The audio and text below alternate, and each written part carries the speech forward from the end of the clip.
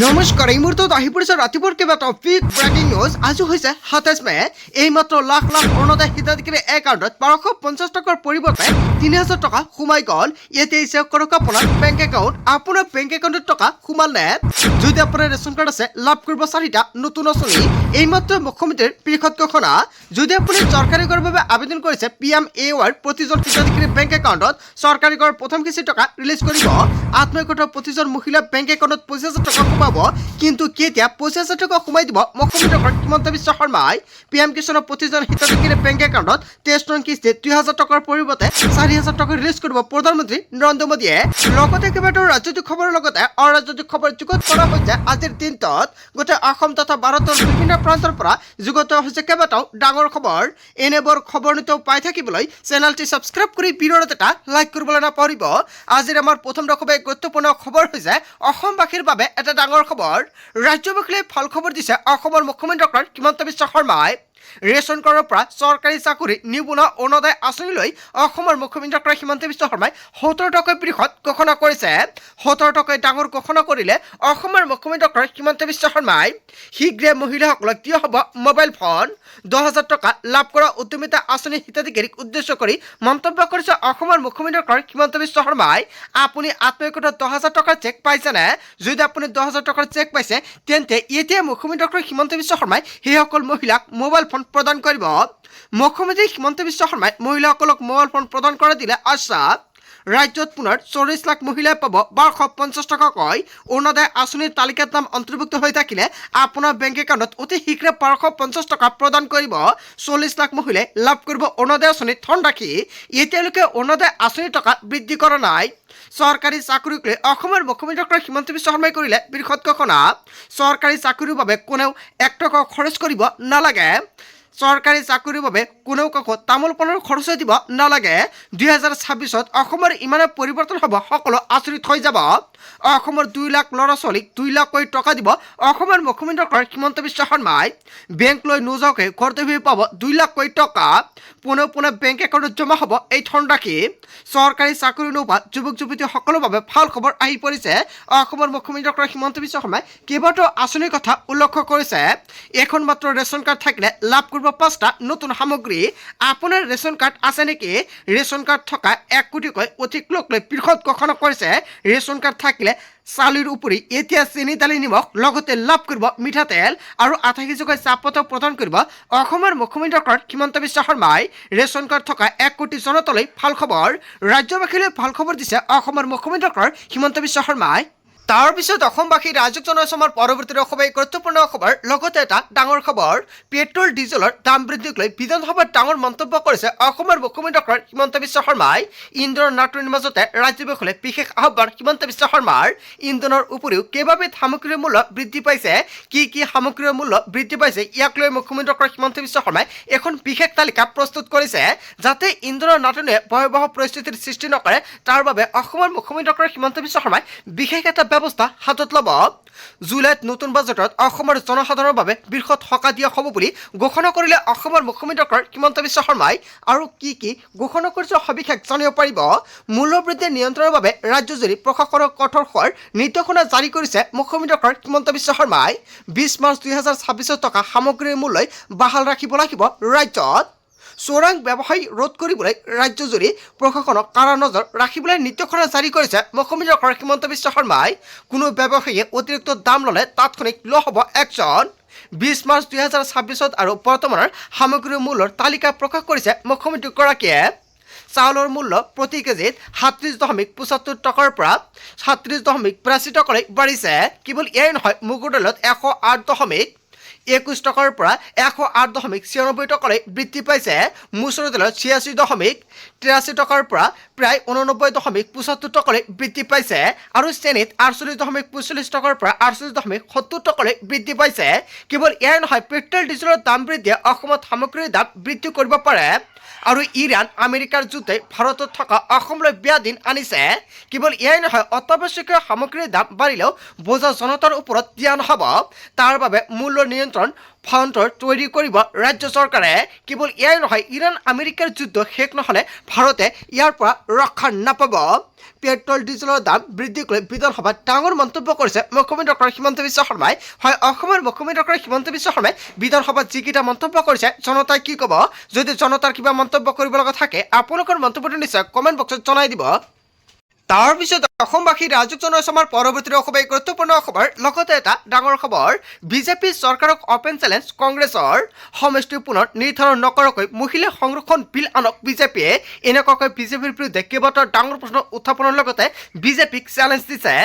মহিলাক দাল হিচাপে ব্যৱহাৰ কৰি সুবিধা ল'ব বিচাৰিছে বিজেপিয়ে। 2023 চনতে গৃহত হোৱা মহিলা বিধেয়ক কিয় কাৰ্যকৰী নহল বুলি এনেকুৱাকৈ ডাঙৰ প্ৰশ্ন উত্থাপিত কৰিছে। কংগ্ৰেছ দলৰ মহিলাক সৰ্বোচ্চ আসন দিছে। কংগ্ৰেছে দিলে ভাৰতৰ প্ৰথম মহিলা ৰাষ্ট্ৰপতি পাতিছে।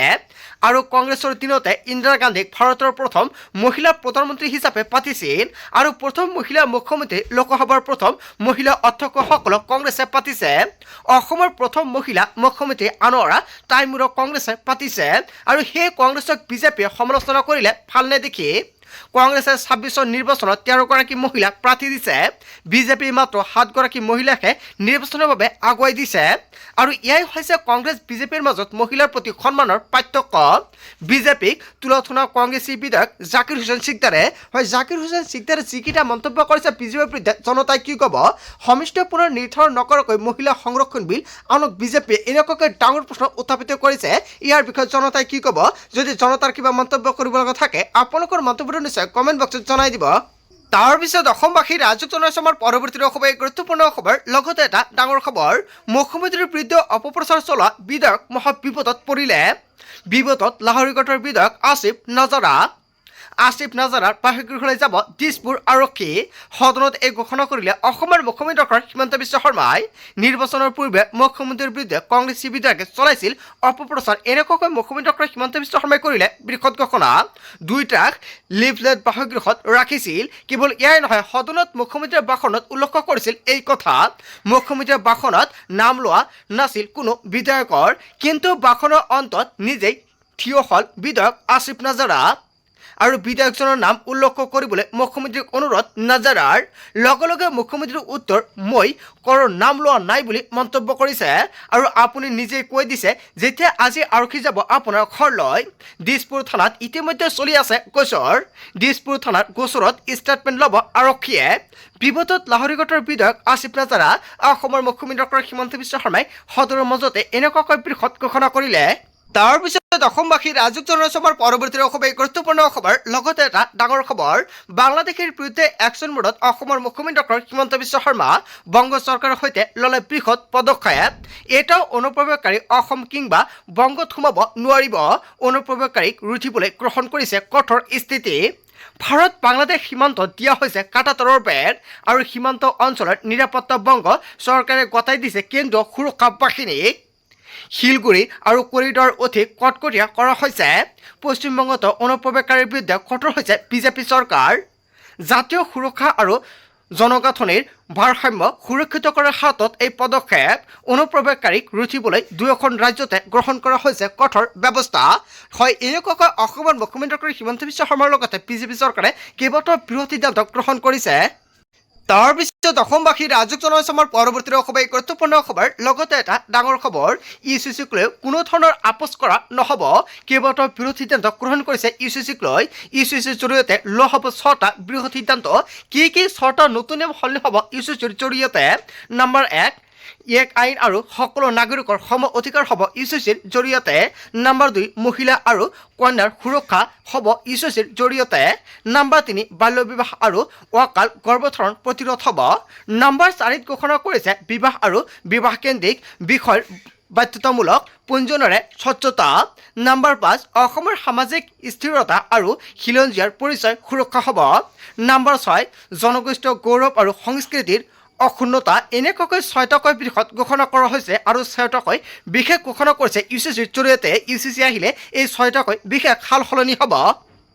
তাৰপিছত অসমবাসী ৰাজক জনাইছে আমাৰ পৰৱৰ্তী খুবেই গুৰুত্বপূৰ্ণ খবৰ লগতে এটা ডাঙৰ খবৰ ৰাজ্যৰ শিক্ষা অনুষ্ঠানসমূহলৈ চৰকাৰৰ আটকৈ জৰুৰী গাইডলাইন ছ'চিয়েল মিডিয়াত শিক্ষাৰ্থীৰ ব্যক্তিগত তথ্য শ্বেয়াৰ কৰাত সম্পূৰ্ণ নিষেধাজ্ঞা নতুন নিয়ম অমান্য কৰিলে বিদ্যালয়ৰ কৰ্তৃপক্ষৰ বিৰুদ্ধে লোৱা হ'ব একশ্যন শিশুৰ নিৰাপত্তা সুনিশ্চিত কৰিবলৈ চৰকাৰৰ ডাঙৰ পদক্ষেপ ফেচবুক ইনষ্টাগ্ৰামত আপলোড কৰিব নোৱাৰিব ছাত্ৰ ছাত্ৰীৰ চিনাক্ত হ'ব পৰা কোনো ধৰণৰ ফটো আৰু ভিডিঅ' এতিয়াৰ পৰা সামাজিক মাধ্যমত ফাদিল কৰিব নোৱাৰিব শিক্ষাৰ্থীৰ মুখমণ্ডল আৰু শিক্ষাৰ্থীৰ কোনো পৰিচয় ৰাজহুৱা কৰিব নোৱাৰিব স্কুল কৰ্তৃপক্ষই আৰু শিক্ষাৰ্থীৰ অনুষ্ঠান বা স্কুলীয় ভ্ৰমণৰ স্থান ফেচবুকত টেগ কৰাটো বন্ধ স্কুল পিকনিক বা আউটডোৰ এক্টিভিটিৰ লাইভত আপডেট পোষ্ট কৰাত নিষেধাজ্ঞা জাৰি কৰিছে চাইবাৰ সুৰক্ষা সন্দৰ্ভত এইবাৰ শিক্ষক কৰ্মচাৰীয়ে ল'ব লাগিব বিশেষ সাৱধানতা চৰকাৰী নিয়ম মানিলে ৰখত পৰিব শিক্ষক আৰু শিক্ষয়িত্ৰী হয় চৰকাৰে নতুনকৈ নিয়ম বান্ধি দিছে আৰু এই নিয়ম যদি ভাঙে তেনে ক্ষেত্ৰত ভয়ংকৰ বিপদৰ সন্মুখীনত পৰিব ডিজিটেল প্লেটফৰ্মত শিশুৰ গোপনীয়তা ৰক্ষাৰ বাবে শিক্ষা বিভাগৰ এই ঐতিহাসিক সিদ্ধান্ত হয় শিক্ষা বিভাগৰ ফালৰ পৰা যি ঐতিহাসিক সিদ্ধান্ত গ্ৰহণ কৰা হৈছে জনতাই কি ক'ব জনতাৰ মন্তব্যটো নিশ্চয় কমেণ্ট বক্সত জনাই দিব তাৰপিছত অসমবাসী ৰাজক জনাইছে আমাৰ পৰৱৰ্তী খুবেই গুৰুত্বপূৰ্ণ খবৰ লগতে এটা ডাঙৰ খবৰ ঈদ উল জোহা উপলক্ষে 28 মেত চৰকাৰী বন্ধ ঘোষণা ৰাজ্যৰ কোটি কোটি মুছলমানৰ বাবে ভাল খবৰ আহি পৰিছে চৰকাৰে জাৰি কৰিছে নতুনকৈ জাননী অহা 27 মেৰ পৰিৱৰ্তে 28 মেত হ'ব ঈদ উল জোহা আৰু 28 মে বৃহস্পতিবাৰে বন্ধ থাকিব ৰাজ্যৰ সকলো চৰকাৰী কাৰ্যালয় আৰু আদালত কেৱল এয়াই নহয় এয়ানাই এক্ট অনুসৰি 28 মেত অসমৰ সকলো বেংক আৰু বিত্তীয় প্ৰতিষ্ঠানত থাকিব বন্ধ জনতা ভৱনৰ সাধাৰণ প্ৰশাসন বিভাগৰ তৰফৰ পৰা জাৰি কৰা হৈছে এই জৰুৰী অধিসূচনা বন্ধু বান্ধৱীসকল গোটেই অসম তথা ভাৰতৰ বিভিন্ন প্ৰান্তৰ পৰা যুগুত হৈছে কেইবাটাও ডাঙৰ খবৰ এনেবোৰ খবৰ নিতৌ পাই থাকিবলৈ চেনেলটি ছাবস্ক্ৰাইব কৰি ভিডিঅ'ত এটা লাইক কৰিবলৈ নাপাহৰিব so thank you for watching full video